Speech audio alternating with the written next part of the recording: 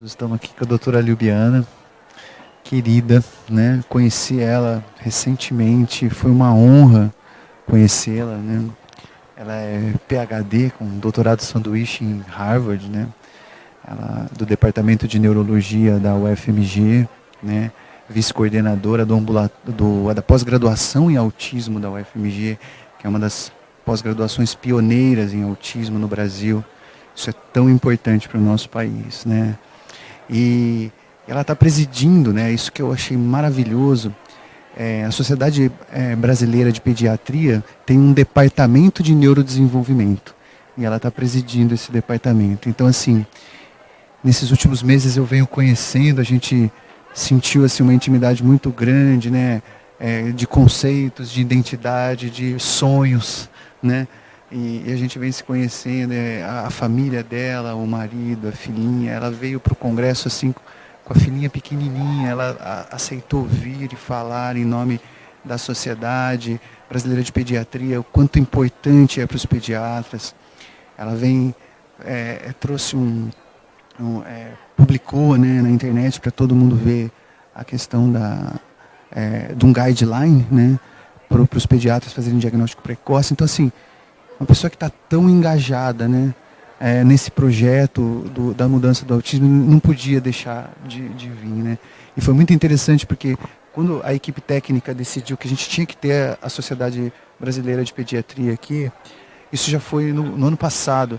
E o tempo foi passando, a gente mandou a proposta para a sociedade, o tempo foi passando, porque vocês estavam em momento de eleição, então estava um momento de... e aí as respostas não vinham. E aí minhas esperanças, assim, às vezes começaram a diminuir e de repente surge a doutora Liubiana, que é essa luz com todo esse projeto, com o espectro do autismo vindo de lá. Eu achei isso uma coisa magnífica, né? Para você ver como Deus às vezes sabe o que quer, sabe o que faz, junta as pessoas. Então, e ela veio e fez todo esse trabalho aqui, né? E a gente está se unindo, né? Entende muito de neuromodulação, de avaliação eletroencefalográfica, de mapeamento cerebral, que é algo que no Brasil ainda ninguém fala direito, ninguém usa. Quando eu falo que eu vou pedir eletroencefalo para os pacientes, eu meio que sou apedrejado, né, pelas clínicas, e eu vejo uma pessoa que tem feito isso com destreza, que tem dado aula disso, que eu vou poder aprender também, né? Então eu fico muito feliz de conhecê-la, de recebê-la no ambiente, assim, de fazer desse ambiente o teu ambiente, ser a tua casa também, né? Então eu queria, assim, agradecer a sua presença e perguntar o que você está sentindo do evento, o que você está sentindo da sua aula, o que você está sentindo da resposta das pessoas, dos congressistas, dos palestrantes. Fala um pouquinho para a gente de toda essa história. Olha, doutor Caio, essa experiência é realmente uma experiência que é diferente das outras que a gente vivencia nos congressos. Porque hoje a gente sabe que a questão do transtorno do espectro do autismo vem aumentando muito a prevalência. E cada vez, junto com o aumento da prevalência, vem aumentando as dúvidas e os questionamentos. E dúvidas tanto em relação a como fazer, o que fazer, como cuidar, não é? E esse congresso, então, ele traz uma luz nesse fim desse túnel aí, que está tão obscuro ainda, e as pessoas estão tão perdidas buscando respostas, e são pessoas que estão sofrendo, que estão angustiadas, são famílias que muitas vezes têm buscado muito, mas não sabem nem onde encontrar as respostas. Então esse congresso ele traz uma unidade de evidências científicas de alta qualidade, um padrão internacional, questões discutidas assim, tanto de forma profunda da parte bioquímica, da parte do neurônio, da parte da neuromodulação e da parte do sentimento, da família. É muito lindo a gente observar vários profissionais, então eu falo assim, um congresso multidisciplinar, profissionais de diferentes áreas e, ao mesmo tempo, os familiares juntos. Então, assim, esse congresso realmente tem uma conotação diferente dos demais. Acho que a energia que circula aqui é uma energia realmente assim de amor, de cuidado, uma energia de que a gente quer tentar fazer o melhor. Todos estão nessa busca, na mesma busca. Não tem essa questão de muita hierarquia, um é melhor que o outro. Todos aqui estamos buscando, estamos tentando mesmo encontrar as respostas. E unidos, realmente, a gente vai conseguir encontrar de forma muito mais fácil. Então é muito, muito bacana. Eu me sinto assim honrada de ter sido convidada representando a Sociedade Brasileira de Pediatria.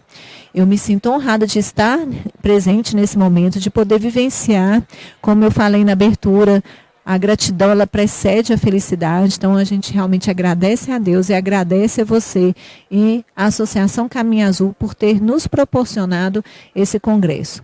A Sociedade Brasileira de Pediatria está de portas abertas, ela tem se dedicado muito a tentar divulgar conhecimentos e a gente realmente precisa de mais pessoas de mãos dadas nesse caminho. Então, esse congresso, assim, para mim, foi um marco na história do transtorno do espectro do autismo no Brasil hoje.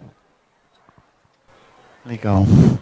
Bom, uma das nossas missões mais complexas que a gente tem, todos nós, médicos, clínicos e envolvidos nessa mudança de paradigma que a gente precisa ter, né, por conta dos novos conceitos, trazer acessibilidade para as crianças, para as famílias, é a gente tentar trazer os pediatras, né, para esse entendimento, né, fisiopatológico altamente complexo que envolve gestação, né? Então, assim, uma pediatria às vezes até pré-natal, né? Porque a gente está acostumado com aquela puericultura, né, pós-natal, né? Mas tem casos em que a gente começa a ver que situações pré-natais estão diretamente ligadas a entidades clínicas pós-natais. Então a gente precisa que o pediatra comece a ter acesso a esses conhecimentos mais relacionados ao espectro do autismo para que a gente entregue bases fisiopatológicas, né? Mais cedo eu estive entrevistando um grande professor, o Dr. Erasmo, e ele estava falando, né, que assim, eu tive dificuldades também, então PhD também, grande conhecimento científico, ele falou, eu não aprendi essas coisas na faculdade. Eu tive que aprender essas coisas ao longo das minhas atividades clínicas, né? Quando eu fiz mestrado, né, então, assim, fiz pós-graduação, mestrado, ele é livre docente. Então ele chegou no grau máximo de pesquisa e ele não tinha aprendido essas questões, então ele se sente estudante, né? Então a humildade que a gente tem que ter. Como que a gente faz para conseguir com que os pediatras estejam cada vez mais nos próximos anos, trazer eles para esse conhecimento, trazer eles para conseguirem aprenderem essa nova puericultura que a gente vai ter que também dissecar, né? Entender melhor, que é o começo de um entendimento ainda. A ciência ainda está trazendo coisas que ainda vão ser feitas, né? Essas novas tecnologias, novos raciocínios. Como é que você vê isso? Hoje, nós temos avançado em relação ao atendimento pediátrico. Então, a gente compreende que o pediatra ele é muito responsável pelo futuro de cada criança que ele atende, porque hoje a gente, inclusive, tem uma consulta pré-natal com o pediatra. E é o pediatra que vai estar na sala de parto, é o pediatra que vai estar no 5º dia, no 1º mês, no 2º mês, no 3º mês. Então, é a pessoa que está mais próxima dessa criança, principalmente nesses primeiros 1000 dias, que realmente é o período onde a gente sabe que tem uma neuroplasticidade muito acentuada, a sinaptogênese, que é a questão da formação sináptica do cérebro, ela é muito acelerada. Então, é um período crítico que as janelas de oportunidade muitas estão abertas para a gente garantir o desenvolvimento saudável dessa criança. E esse pediatra, então, ele precisa de estar atento para a promoção do desenvolvimento em primeiro lugar.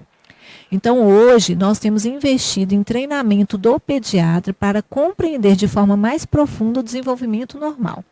Então, ele compreendendo o desenvolvimento normal, sabendo realmente avaliar de forma mais aprofundada. Hoje a gente tem a lei que preconiza que a criança deve ser avaliada formalmente por uma escala de desenvolvimento, principalmente nos seus 18 meses de vida. Então, isso vem nos ajudado bastante, porque é obrigatório a avaliação do desenvolvimento na consulta de puericultura. Não é só o peso, a estatura, a vacina, a gente precisa, a alimentação, a gente precisa de avaliar, e não só avaliar, como orientar os pais, como estimular o desenvolvimento dessas crianças. Diante disso, a gente teve um ganho, outro ganho foi a residência de pediatria, que aumentou mais um ano.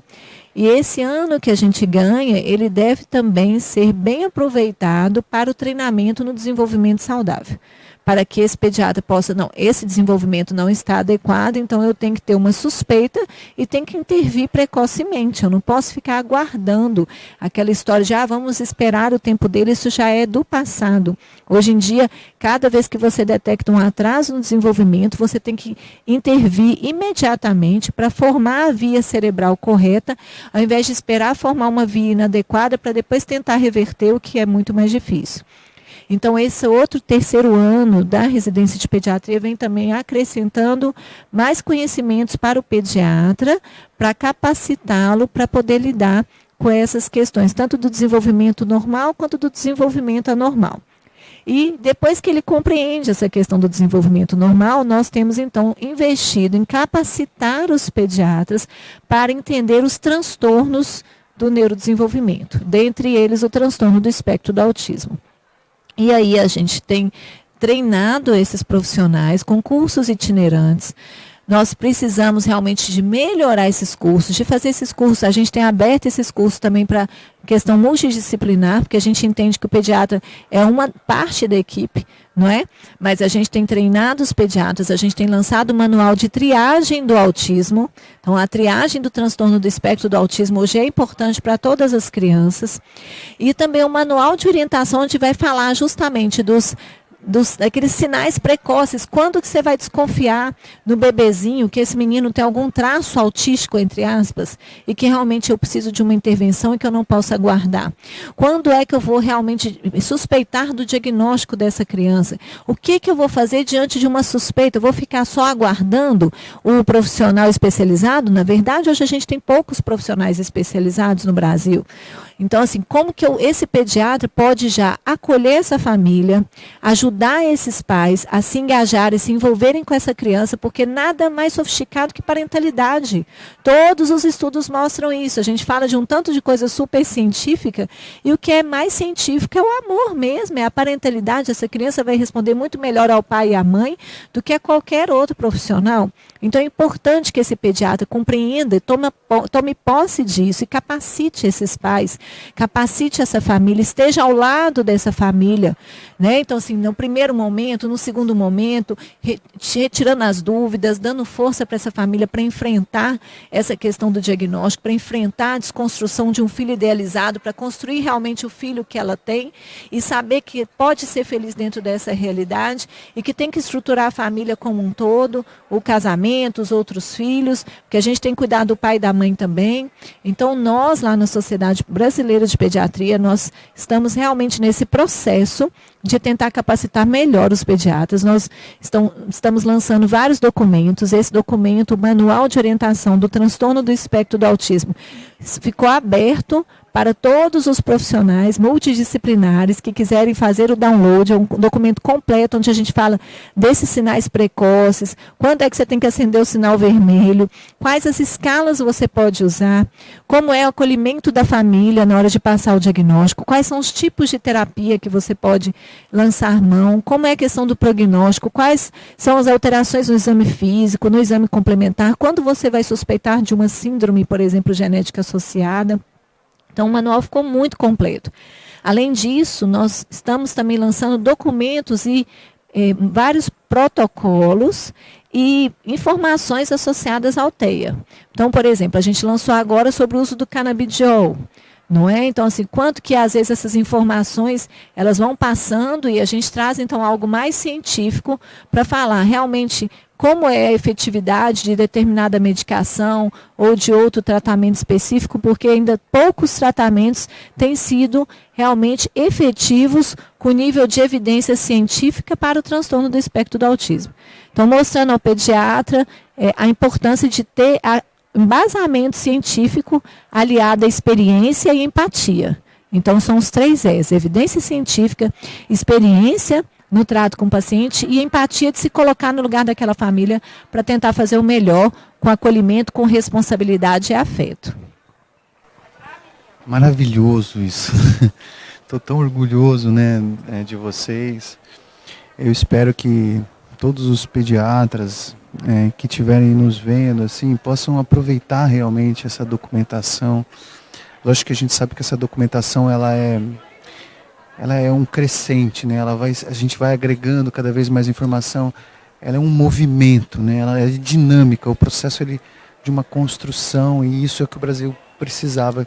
Isso é que os pediatras precisavam, de um norte de raciocínio. Então, eu fiquei tão feliz. Vocês lançaram isso em abril, né? Recente, né? E eu sentia tanto uma avidez para que isso acontecesse. E quando eu descobri que isso aconteceu, me deu um alívio. É um sonho nosso. Então eu estou tão feliz, né, que isso aconteceu.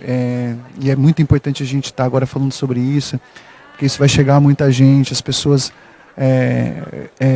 vão poder acessar isso, aprender realmente, né?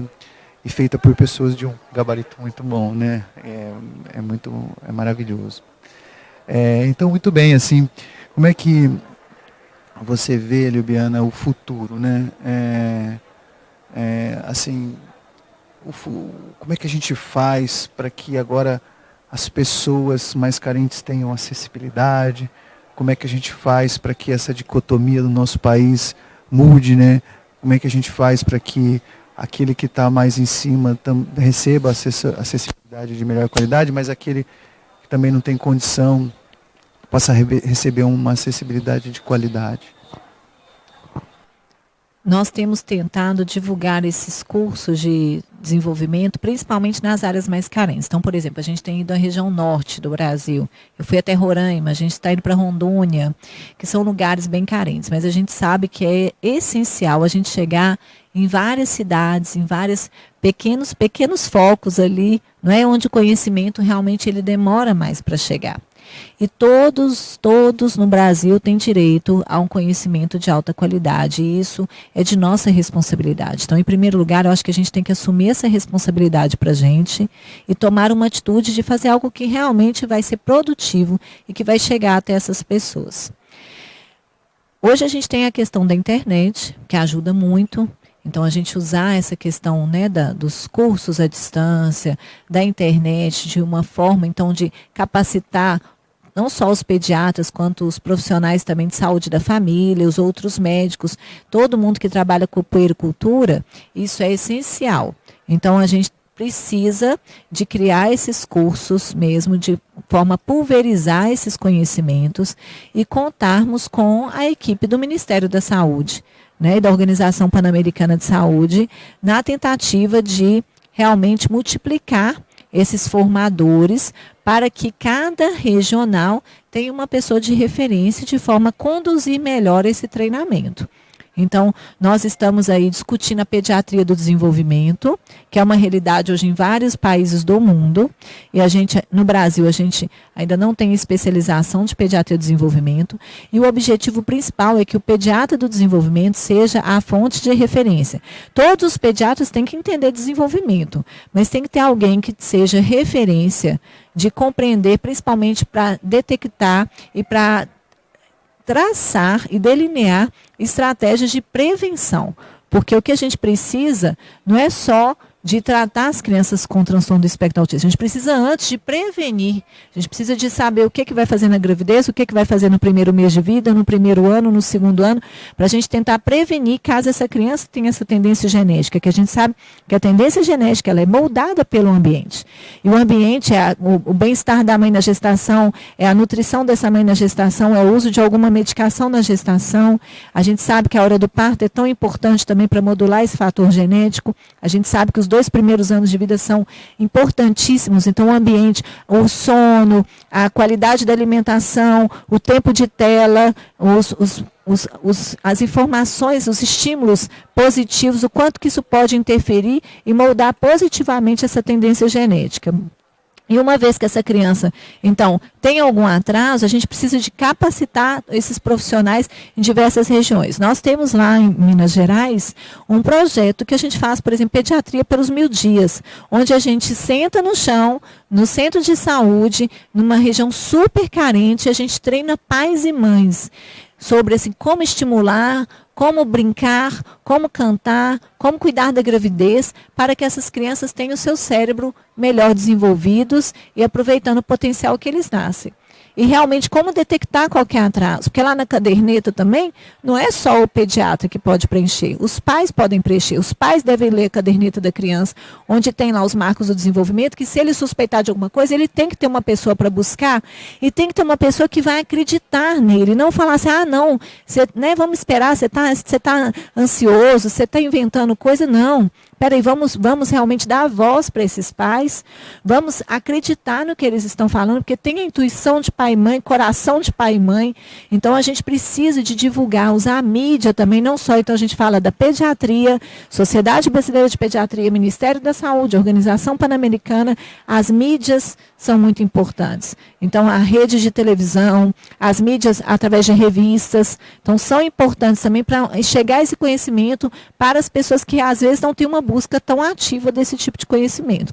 Então, a gente precisa de alcançar todas as esferas, porque o pediatra que vai buscar, às vezes, conhecimento científico, ele vai ter mais acesso do que o outro, que às vezes não busca tanto. Não é? Então, mas é de nossa responsabilidade a gente traçar essa estratégia e realmente unir os esforços. Então, a Associação Caminho Azul, o que tem feito, a Sociedade Brasileira de Pediatria, o que tem feito, a BNEP, o que tem feito, o Ministério da Saúde, que tem trabalhado também arduamente. Então, como que a gente pode trabalhar em conjunto para lidar com essa realidade? Porque muitas vezes a gente vê, tem uma epidemia de dengue, então vamos cuidar da dengue. Mas e a questão do transtorno do espectro do autismo?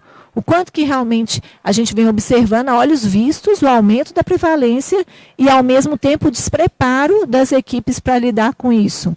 Não é? E como que isso vai impactar a vida daquela criança, daquela família, do irmãozinho, a questão daquela saúde, daquela região, daquela comunidade, do índice de desenvolvimento social do Brasil, do índice de desenvolvimento econômico do Brasil.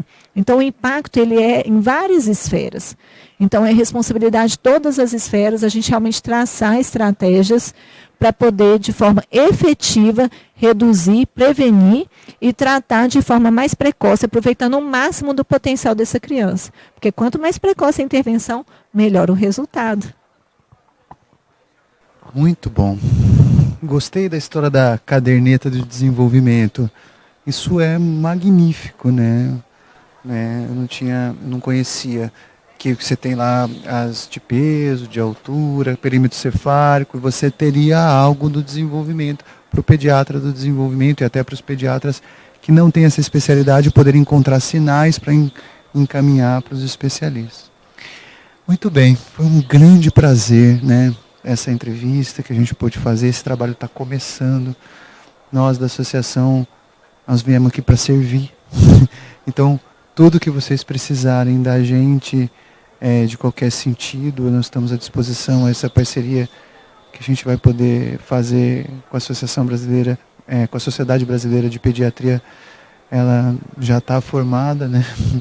E espero que também aquilo que a gente precisa, eu sei que vocês vão estar disponíveis, a gente vai tentar trazer vocês para a sociedade, tentar fazer esse link para estar nas universidades, para estar na sociedade e estar nas mídias. A gente tem como ajudar vocês nesse sentido, estar nos congressos, né? Então eu gostaria de agradecer muito o seu trabalho, Libiana. Eu acho que as pessoas que estão do lado daquilo que é certo, elas vão de miudinho, elas vão lá, elas estão trabalhando. O Brasil pode saber que existe gente trabalhando, pode ter esperança, porque às vezes a gente está olhando um monte de coisa ruim acontecendo, a casa está caindo e a gente, às vezes, onde está Deus, né? Onde está minha ajuda? E tem pessoas que, muita sabedoria, eu vou te dizer, você tem muita sabedoria e você tem muito amor, e essas duas coisas juntas, elas mudam o planeta. Lógico que junto com você tem uma gama de pessoas e de profissionais que estão envolvidos nessa situação, mas o teu coração e a tua sabedoria vem trabalhando, e esse tijolinho que vocês vão colocando, com certeza daqui a pouco constrói uma cidade inteira, um país e quem sabe um planeta, né? Muito obrigado por tudo e bem-vinda aí ao time. Caio, muito obrigada. Fica aqui o convite para que cada pessoa que assista essa entrevista e que nos veja falando realmente faça algo. faça algo, não é só para ficar comentando e falando das dificuldades. Vamos atuar, vamos pedir a Deus, nós somos instrumentos de Deus, na verdade, vamos pedir a Deus a luz e a orientação necessária, e cada um pode fazer, porque se cada um fizer um pouquinho, a gente vai ter um tantão e a gente realmente vai mudar essa realidade. Então, com evidência científica, com amor e responsabilidade, parabéns pelo seu trabalho, que Deus ilumine a Associação Caminho Azul, que a gente consiga multiplicar esse projeto para outras regiões, que é um projeto que vocês já vêm traçando, já vêm desenhando, então já tem algo muito avançado e algo que pode ser aproveitado para outras regiões. Então, conte conosco, com a nossa especialização em autismo lá na UFMG, com o Praia da UFMG também, que é o programa que a gente tem, e vamos pegar isso aqui para tentar colocar em vários outros estados do Brasil, que é isso que a gente precisa, né? Parabéns e obrigada.